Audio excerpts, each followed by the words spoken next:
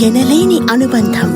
NL hospitals, opposite water tank, Magunta layout, near Annamayya circle, Nellore. సవాల్ విసురుతున్న YSR Congress party మీడియాకి, social మీడియాకి ఎన్ని రాతలు రాస్తారో రాసుకోండి నా మీద, ఎన్ని వీడియోలు పెడతారో పెట్టుకోండి నా మీద. కానీ ప్రజా ఉద్యమాలతో బండవారిన గుండె నాది. పోరాటాల్లో తుపాకులకి కత్తులకి వెన్ను చూపని శక్తి నాకుంది. ఆ మనోధైర్యం దేవుడు నాకు ఇచ్చాడు. నెల్లూరు రూరల్ ప్రజలు నాకు ఇచ్చారు. నా వెంట నడిచే నాయకులు, కార్యకర్తలు నాకు ఇచ్చారు. నేను అధికారంలో ఉన్నా, అధికారంలో లేకున్నా కోటంరెడ్డి శ్రీధర్రెడ్డి మా కుటుంబ సభ్యుడు అని నా వెంట నడిచినటువంటి వేలాది మంది కార్యకర్తల్లో నా మీద విశ్వాసం ఉన్నంత కాలం ఖచ్చితంగా ప్రజా జీవితంలో కొనసాగుతాం. ఈరోజు రాష్ట్రంలో గత వైఎస్ఆర్ కాంగ్రెస్ పార్టీ విధానాలతో ఆర్థికంగా దివాలా తీసిన రాష్ట్రంలో చంద్రబాబు నాయుడు గారు ముఖ్యమంత్రిగా తన సమర్థ పరిపాలనతో సంక్షేమాన్ని కొనసాగిస్తూ అభివృద్ధి కార్యక్రమాలు వేగవంతం చేస్తూ ఎన్నికల్లో ఇచ్చిన హామీల్ని ఒక్కొక్కటి నెరవేర్చుకుంటూ వస్తూ పోలవరం, అమరావతిని పరుగులు పెట్టిస్తూ ఆంధ్రప్రదేశ్ని అగ్రగామిలో నడిపిస్తూ మన బిడ్డల ఉద్యోగాల కోసం పారిశ్రామిక పెట్టుబడులని ఆకర్షిస్తూ సమాజంలో బాధ్యత పెంచేదానికి P4 బంగారు కుటుంబాలని తీర్చిదిద్దే కార్యక్రమాలు చేస్తున్న చంద్రబాబు నాయుడు గారిని చూసి మీకు ఒక అక్కసు, ఒక బాధ, ఓర్వలేనితనం, దీంతో మీ ఇష్టరీతిగా ప్రవర్తిస్తున్నారు. నేను పోలీస్ శాఖను కోరేది ఒకటే, ఎవరు నన్ను చంపితే ఆ కోర్టు డబ్బు ఇస్తామన్నది ఎవరు? డబ్బే డబ్బు అన్నారు. ఆ డబ్బు ఎవరు ఇస్తామని చెప్పారు? దయచేసి దాన్ని తేల్చండి. తేల్చాల్సిన బాధ్యత పోలీస్ యంత్రాంగం మీద ఉంది. అయితే ఇలాంటి బుడ్డ బెదిరింపుల్ని నేను కాదు కదా, నా మనవడు, నా మనవరాలు కూడా లెక్క చేయరు. వైఎస్ఆర్ కాంగ్రెస్ పార్టీ నేతలారా, వైఎస్ఆర్ కాంగ్రెస్ పార్టీ నేతలారా, నన్ను హత్య చేయిస్తామని, హత్య చేస్తామని మాట్లాడిన రౌడీ షీటర్లారా, గూండాల్లారా, మీ బెదిరింపుల్ని నేను కాదు, నా వెంట నడిచే నాయకులు, కార్యకర్తలే కాదు, నా తమ్ముడు కోటరెడ్డి గిరే కాదు, 7 ఏళ్ల వయసు ఉండే నా మనవరాలు, 6 ఏళ్ల వయసు ఉండే నా మనవడు కూడా భయపడ్డు,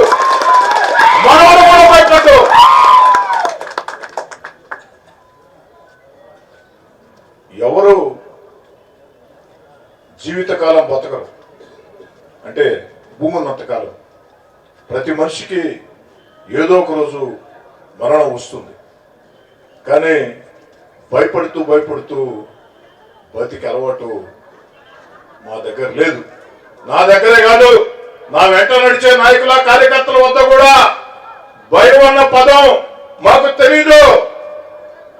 భయం అన్న పదం మాకు తెలీదు.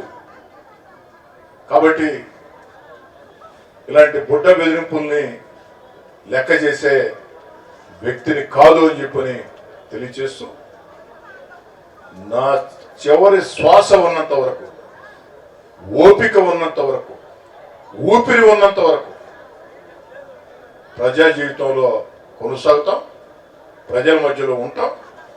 ఈ 14 నెలల్లో చంద్రబాబు నాయుడు గారి ఆశీస్సులతో, పవన్ కళ్యాణ్ గారి ఆశీస్సులతో, నారా లోకేష్ గారి ప్రోత్సాహంతో, జిల్లాలో ఉన్న 2 మంత్రులు పొంగూరు నారాయణ గారు, ఆనం రామనారాయణ రెడ్డి గారి సహకారంతో, పార్లమెంటు సభ్యులు వేమిరెడ్డి ప్రభాకర్ రెడ్డి గారి సహాయ సహకారాలతో, ఆ దేవుడి దయతో నెల్లూరు రూరల్ నియోజకవర్గంలో 300 కోట్లతో అభివృద్ధి పనులు చాలా వరకు పూర్తయినాయి, ఇంకొన్ని పూర్తిగా ఉన్నాయి. రూరల్ నియోజకవర్గంలో ఎవరైనా నా వద్దకు వచ్చి సమస్య ఉంది అంటే ఎలాంటి సమస్య అయినా అది పరిష్కారం కావాలా అనే తత్వం నాది. ఎవరు ఫోన్ చేసినా, ఏ సమయంలో ఫోన్ చేసినా ఫోన్ ఎత్తి సమాధానం చెప్పి ఆ బాధల్లో కష్టాల్లో ఉన్న వ్యక్తులకి వెంట నడిచే తత్వం. కాబట్టి నెల్లూరు రూరల్ నియోజకవర్గంలో మరింత ఉత్సాహంతో ఈ అభివృద్ధి పనులు ముందుకు సాగిస్తాం. చంద్రబాబు నాయుడు గారు పెట్టిన సంక్షేమ పథకాలు అర్హులకు అందిస్తాం. కష్టము నష్టం అని ఏ ఒక్కరు వచ్చినా అండగా నిలబడతాం. చివరి శ్వాస ఉన్నంత వరకు కూడా ప్రజా జీవితంలో కొనసాగుతాం. ఇలాంటి బెదిరింపుల్ని లెక్క చేయనని చెప్పి తెలియజేస్తూ సెలవు తీసుకుంటాం.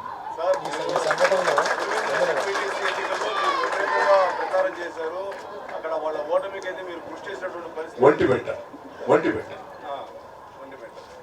అక్కడ వైసీపీ ఓడిపోవడానికి మీరు కూడా ప్రధానమైన కారణం కాబట్టి అందులో భాగంగా జరిగిందని భావించారు. ఒంటిమిట్టలో ఓ తెలుగుదేశం పార్టీ కార్యకర్తగా ఓ 3 రోజుల పాటు నా ప్రచారం ఇచ్చేసా.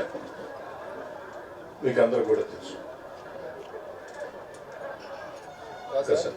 ఈ సంఘటనకు సంబంధించి ఎవరి మీదైనా అనుమానం ఉందా? సాధారణంగా బాలకృష్ణ గారు, మీరు ప్రజాశక్తి, వృత్తిపరంగా మీకు పోటీ ఎవరితో ఉంటుందో, మీకు ఏదైనా నష్టం జరిగితే వీళ్ళు ఆ వైపే చూపిస్తాయి.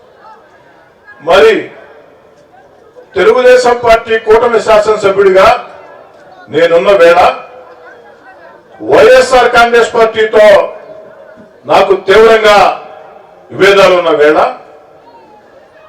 మరీ ముఖ్యంగా ఇటీవల కాలంలో YSR Congress party social media నా మీద విషయం కక్కుతున్న వేళ, వైఎస్ఆర్ కాంగ్రెస్ పార్టీ పత్రిక టీవీ నా మీద విషయం చిమ్ముతున్న వేళ అనుమానం ఎవరి మీద వస్తుంది సాధారణంగా.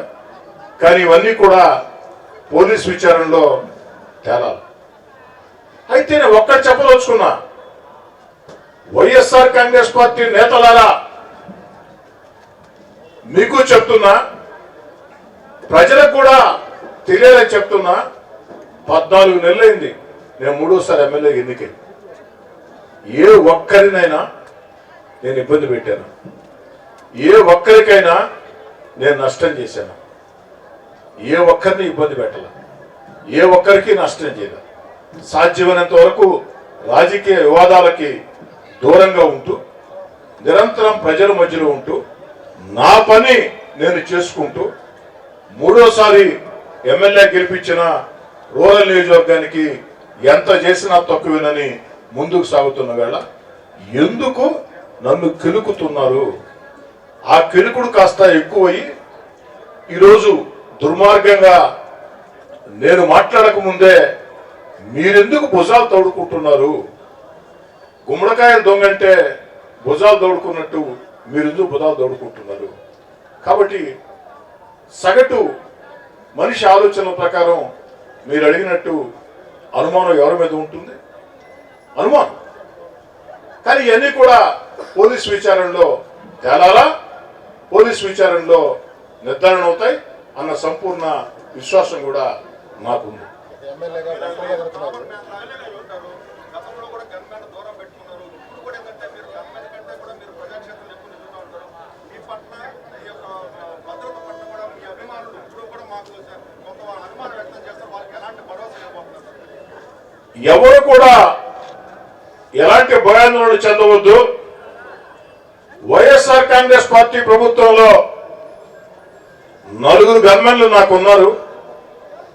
వైఎస్ఆర్ కాంగ్రెస్ పార్టీకి దూరంగా జరిగిన తర్వాత నన్ను మానసికంగా భయపెట్టేదానికి ఆనాటి ముఖ్యమంత్రి జగన్మోహన్ రెడ్డి గారి ఆదేశాలతో, ఆనాటి ప్రభుత్వ సలహాదారు సజ్జల రామకృష్ణారెడ్డి గారి ప్రత్యక్ష ప్రమేయంతో 2 గన్మెన్లని తొలగించారు. వారు 2 గన్మెన్లను తొలగించిన వేళ ఈ 2 గన్మెన్లు కూడా నాకు వద్దయ్యా, గన్మెన్లు లేకుండా నన్ను నేను ఎలా కాపాడుకోవాలో నాకు తెలుసు. 35 ఏళ్లుగా విద్యార్థి జీవితం దగ్గర నుంచి ప్రజా జీవితంలో ఉన్న జీవితంలో ఎంతో మందితో పోరాటాలు చేశా. నా జీవితం పూల పంపు కాదు, నా జీవితం ముళ్ళ దారి. ఆ ముళ్ళ దారిలో నడుచుకుంటూ వచ్చా. ఎంతో మందితో ఎన్నో పోరాటాలు చేశాం. కాబట్టి ఇద్దరిని కూడా మీరు తీసుకోబడి అని చెప్పని ధైర్యంగా పంపించాను. ఒక్క గన్మెన్ కూడా నాకు లేని రోజుల్లో నేను నమ్మిన నా వెంట నడిచిన కార్యకర్తలు వంతులు వేసుకుని బాధ్యతలు తీసుకుని రోజు 6 మంది నాకు అండగా నిలిచారు. వంతులు వేసుకుని అండగా నిలిచారు. అన్ని జాగ్రత్తలు కూడా తీసుకున్నాం. కాబట్టి ఖచ్చితంగా అన్ని జాగ్రత్తలు తీసుకుంటా. ఎందుకంటే ప్రాణం అంటే ఎవరికైనా తీపే. తెగించి పోరాటం వేరు, ప్రాణం అంటే ఎవరికైనా తీపే. తెగించి పోరాడతాం. అన్ని జాగ్రత్తలు తీసుకుంటా. ఎవరు ఆందోళన చెందరు. పోలీసులు ఎక్కడా వైఫల్యం చెందలేదు. రౌడీజం మీద ఉక్కు పాదం మోపారు. రౌడీల అంతు తెలుస్తున్నారు చంద్రబాబు గారి ఆదేశాలతో. ఇక్కడే కాదు, చంద్రబాబు గారు ముఖ్యమంత్రిగా ఉన్నంత కాలం రాష్ట్రంలో రౌడీజాన్ని ఉపేక్షించరు. ఇది చరిత్ర కూడా. ఇటీవల కాలంలో పోలీస్ శాఖ అన్ని చర్యలు చాలా కఠినంగా తీసుకుంటుంది. దాంతో ఎక్కడికక్కడ రౌడీలు నెల్లూరు వదిలి పరారై పారిపోతూ ఉన్నారు. ఒక్కటి మీరు అర్థం చేసుకోండి, ఈ వీడియో బయటికి వచ్చిందంటే ఈ వీడియోలో ఉన్న వ్యక్తిని ఇప్పటికే పోలీసులు అరెస్ట్ చేశారంటే అంటే వేరే నేర సంఘటనలో. అంటే పోలీసులు కఠినంగా వ్యవహరించబట్టే, పోలీసులు ఉక్కుపాదం మోపబట్టే ఖచ్చితంగా ఇది సాధ్యం. కాదంటే నాకు ఒక చిన్న అసంతృప్తి జిల్లా ఎస్పీ గారి మీద. వారి దృష్టికి వచ్చిన వెంటనే నాకు కాస్త జాగ్రత్తలు చెప్పుంటే బాగుండేదని నా అభిప్రాయం. వెంట్రుకలో ఉన్న 16 నెలల అధికారాన్ని వదులుకొని జగన్ రెడ్డి గారిని ధిక్కరించి వీధుల్లోకి వచ్చి పోరాటం చేయదు. ఇలాంటి రౌడీల్ని, ఇలాంటి గూండాల్ని, ఇలాంటి బెదిరింపుల్ని జీవితంలో ఇన్ని చూసి ఉండ.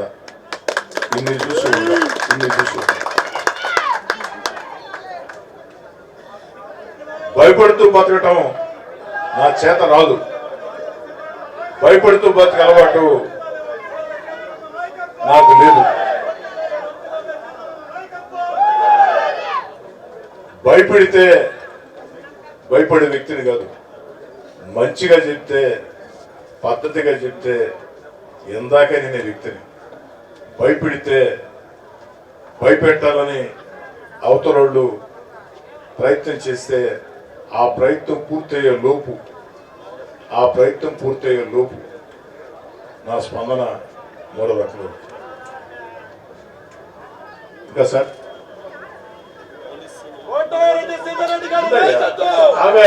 మాట్లాడుతున్నాడా?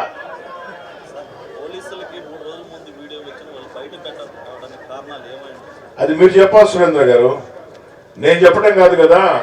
నిన్న ఎస్పీ గారు స్వయంగా చెప్పారు కదా, 3 రోజుల ముందే ఈ వీడియో మా దృష్టికి వచ్చిందని. వారు ఎందుకు బయటపెట్టలేదు? విచారణ కోసం బయటపెట్టలేదా? అది వారు మిమ్మల్ని అడగాల, పోలీస్ శాఖ మీకు సమాధానం చెప్పాలా. నా ఆవేదన ఏంటంటే కనీసం నాకు అలర్ట్ చేస్తుంటే బాగుండేది, జాగ్రత్తలు చెప్పుంటే బాగుండేది అన్న బాధ అయితే ఉంది.